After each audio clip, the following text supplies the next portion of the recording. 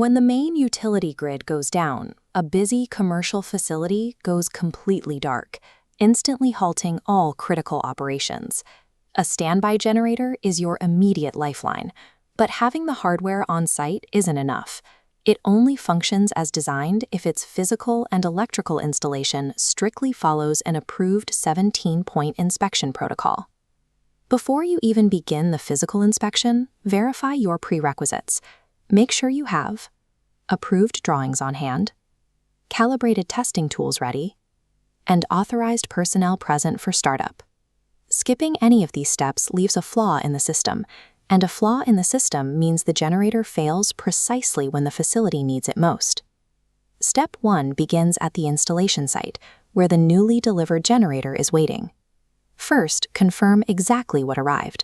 Cross-reference the metallic nameplate on the generator with the approved factory test certificates to verify the technical characteristics and capacity.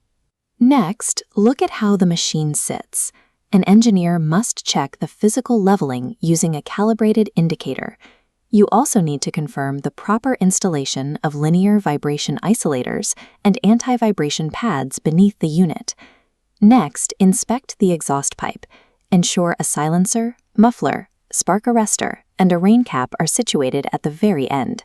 Securing these physical integrations protects the machine long-term. The pads stop destructive mechanical vibration from tearing the engine apart, while the exhaust caps prevent external moisture and debris from degrading the internal components. Now we move from the exterior physical hardware to the internal operational systems, the fuel supply and the battery ignition. Check the battery housing. Verify that the type and rating of the batteries, the battery charger, and the associated control interfaces precisely match the approved specifications. Then move to the fuel tank. Inspect the mechanical fuel level gauge and physically test the system to ensure the low-level fuel alarm successfully triggers a shutdown command. If the fuel runs out entirely while the engine is running, the internal components will suffer severe friction damage. Verifying this automatic shutdown mechanism guarantees the engine will stop itself before running dry. We are now at the most critical and potentially dangerous phase of the installation: electrical grounding and utility isolation. Non-compliance here is lethal. According to IEEE rules, you must establish double earthing for the engine generator frame and a single earthing line for the fuel tank using flat copper plates or solid copper wire. Crucially, body and neutral earthing points must never be mixed. Maintain a strict 6-meter gap between them. Once separated, perform an earth resistance test. The measured value must register at less than 1 ohm to pass inspection. Next, visually verify the safety barriers between the generator and the primary utility grid. Both mechanical and electrical isolation switches must be firmly in place. Coupling sub-1 ohm earthing with absolute grid isolation ensures that the generator's current flows only into your facility. This prevents lethal backfeeding into the city grid, which would endanger utility workers trying to restore main power. With electrical grounding securely verified, completely shift your attention to the structural pathways that will carry the massive generated power.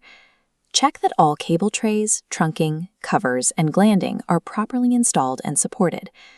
Before routing any live current, you need to conduct an insulation resistance test, often called a Megger test, on the alternator and the outgoing cables.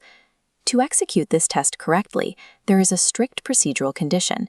The outgoing cables must be physically disconnected and left in an open-end status. Testing the cable insulation beforehand ensures that the massive surge of voltage upon ignition stays contained within the wires, preventing electrical arcing.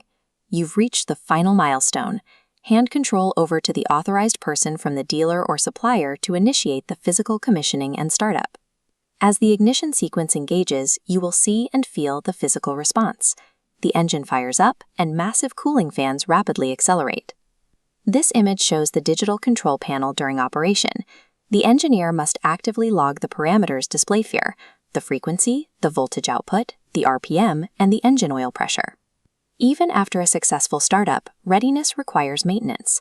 You are required to continuously log the earthing resistance values periodically throughout the operational life of the generator. By strictly enforcing this 17-point protocol from delivery to ignition, you eliminate the guesswork. The inspector ensures the facility stays powered, guaranteeing the system works exactly when it is needed.